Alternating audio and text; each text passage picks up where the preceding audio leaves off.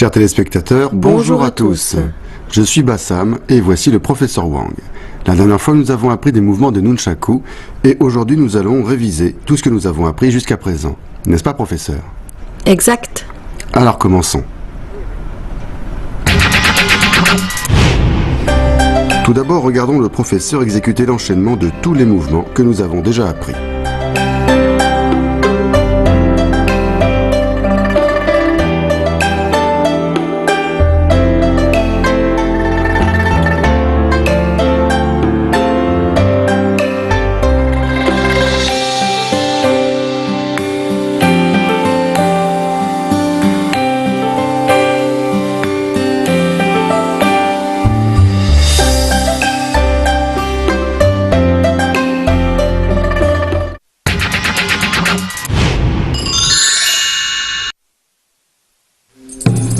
Pour le blocage sous le bras en position arc et flèche, le jeté du bâton B se fait avec le bras parallèle au sol.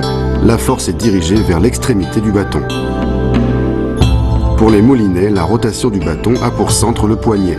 Les mouvements doivent s'enchaîner et se faire d'une seule traite.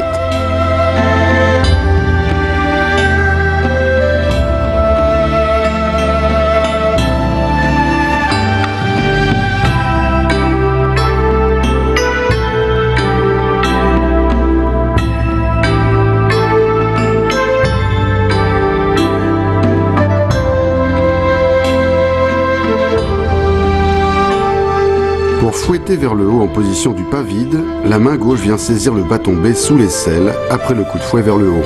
Le mouvement des mains et le déplacement des pieds doivent être synchronisés. Pour la frappe vers le bas en position arc et flèche, frappez avec force. Le corps se tourne légèrement vers la gauche afin de mieux enchaîner le mouvement suivant. En position arc et flèche, tendez bien la jambe arrière. Pour fouetter vers le haut en position arc et flèche, pensez bien à synchroniser toutes les parties du corps. Blocage sous le bras en position arc et flèche.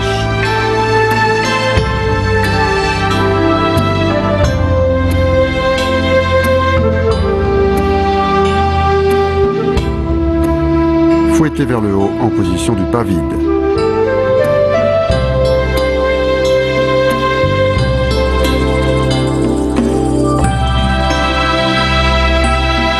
Frappe vers le bas en position arc et flèche.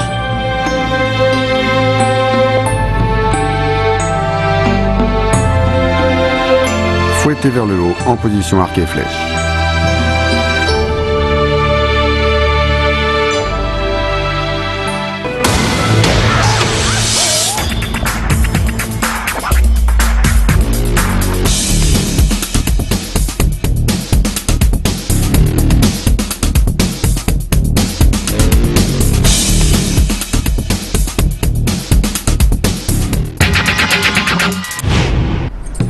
Pour sursaut et frappe oblique, le pied droit fait un bond vers l'avant pendant que la main droite fait une rotation au-dessus de la tête avec le bâton B et vient ensuite frapper obliquement en bas à gauche.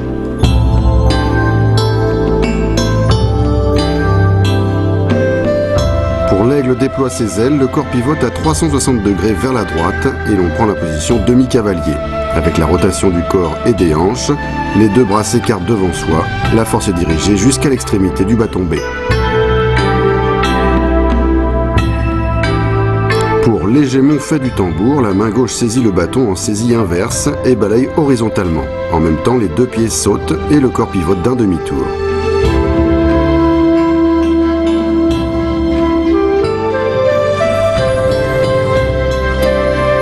Pour cacher l'épée, la main gauche balaye vers la gauche et amène le nunchaku dans le dos, où la main droite vient le saisir en saisie droite.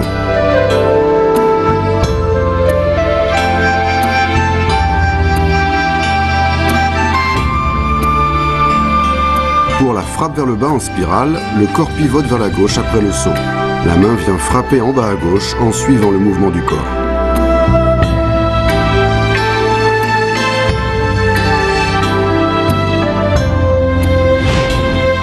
Sursaut et frappe oblique.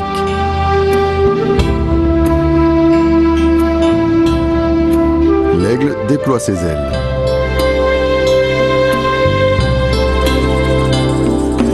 L'hégémon fait du tambour.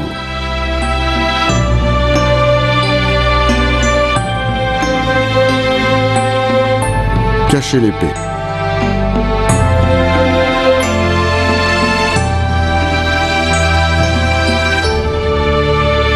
Frappe vers le bas en spirale.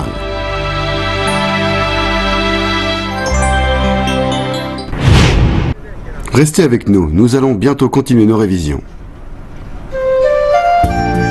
Professeur, pourquoi la pratique des traolus est-elle importante?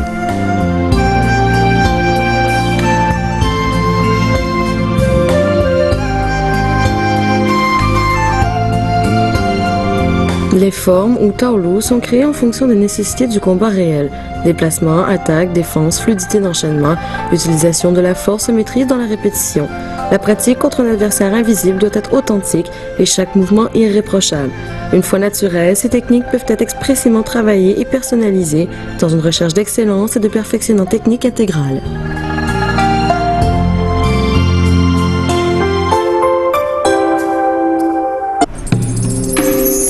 Pour la poussée du nunchaku en position arc et flèche, la main gauche saisit le bâton, on se retourne et pousse le nunchaku des deux mains vers le bas.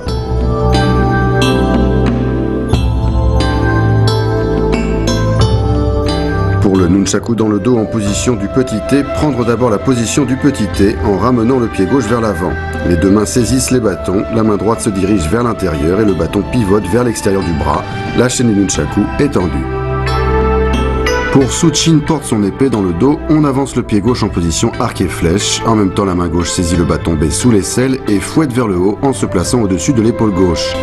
La main droite saisit le bâton A sous l'aisselle gauche et on refait le même mouvement de l'autre côté avec vitesse et précision.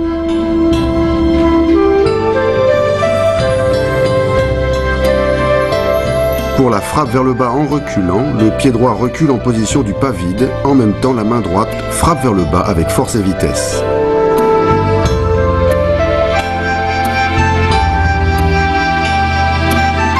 Pour la pression gauche-droite, la main droite récupère les deux bâtons en double saisie droite.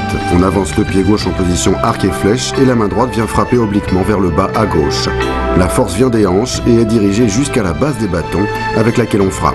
Dans le même temps, la main gauche vient en protection devant l'épaule droite. On refait ensuite le mouvement de l'autre côté.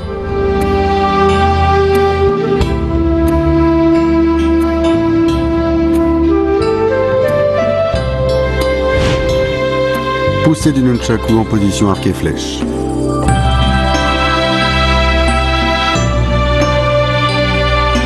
Nunchaku dans le dos en position du petit T.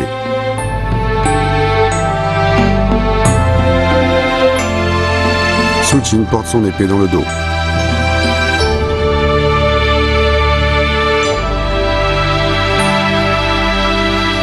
Frappe vers le bas en reculant.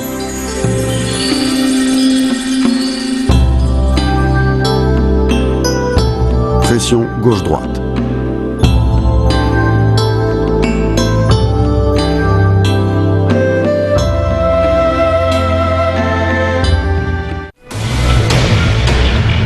Le nunchaku ou bâton à deux sections est une arme particulière et fascinante. Rapide comme l'éclair et tranchante comme une lame, elle a été popularisée par les films de Bruce Lee.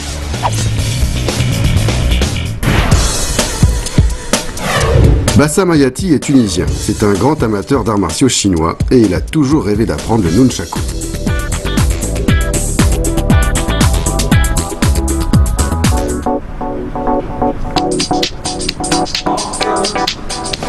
La pratique du kung-fu apporte énormément. Cela enseigne tolérance, respect, persévérance et confiance en soi. On sait tous que Bruce Lee dans ses films faisait souvent usage du nunchaku, il le maniait avec aisance et une grande habileté. Le maniement du nunchaku est beau à voir, cela peut être un art de démonstration, mais c'est aussi et surtout une arme de défense. Wang Jianhua est professeur de Wushu, elle enseigne les arts martiaux à l'université. Le nunchaku est une arme courte non conventionnelle, son maniement est rapide et dangereux. En situation de combat, le nunchaku permet des frappes distantes et améliore l'habileté. La pratique du nunchaku permet donc de se protéger tout en se renforçant physiquement.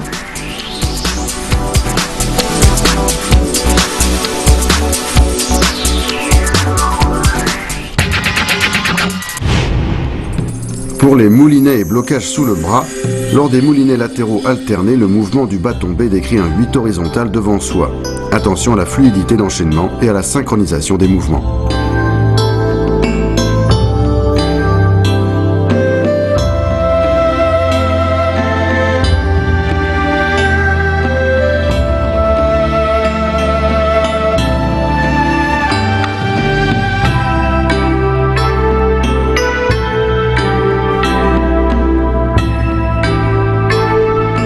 le serpent d'or s'enroule autour de la tête, la main effectue une rotation à plat d'un tour au-dessus de la tête.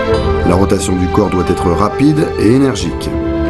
En amenant le nunchaku autour du cou, l'inertie du mouvement place le bâton B sur l'épaule droite, où la main gauche vient le saisir.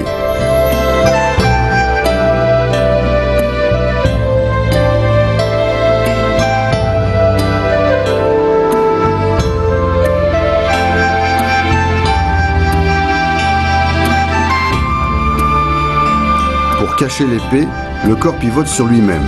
Les pieds gauche et droit s'avancent tour à tour, en position demi-cavalier. Dans le même temps, la main gauche fait un balayage et place le nunchaku dans le dos, où la main droite vient le saisir.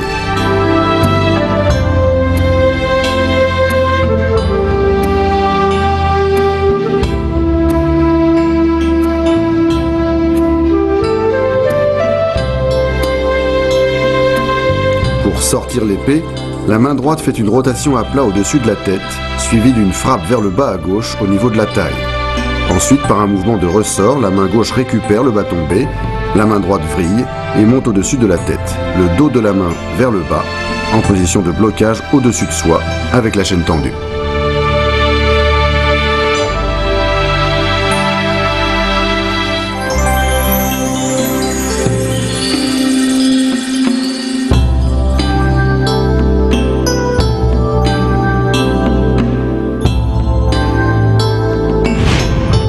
Moulinet et blocage sous le bras.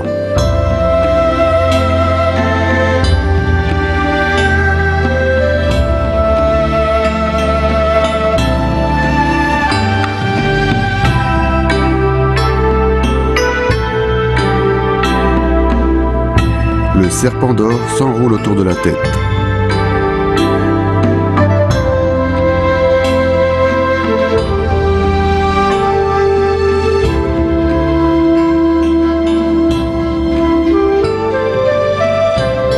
Cacher l'épée.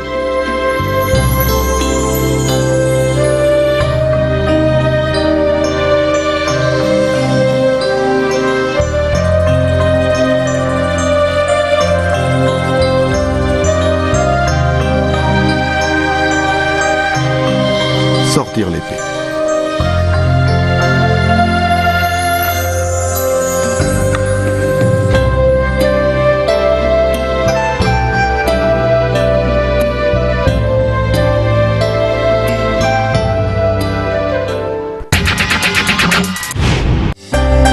Regardons à nouveau le professeur effectuer l'enchaînement de tous les mouvements.